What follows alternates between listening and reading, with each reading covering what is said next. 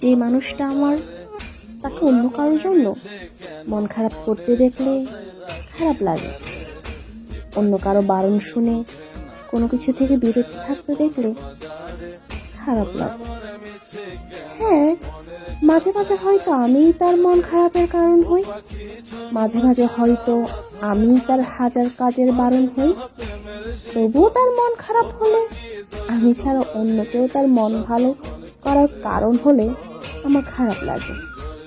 যদিও তার মন খারাপ থাকলে শরতের আকাশে নামে বর্ষার ঘনঘটা, তার হাসিতে ম্লান বিষাদ দেখলেই চাঁদের জ্যোৎস্নায় নেমে আসে ভাটা।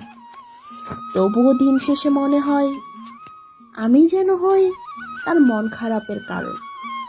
আমি ছাড়া অন্য কিছুতে মন ভালো হওয়ায় বারণ।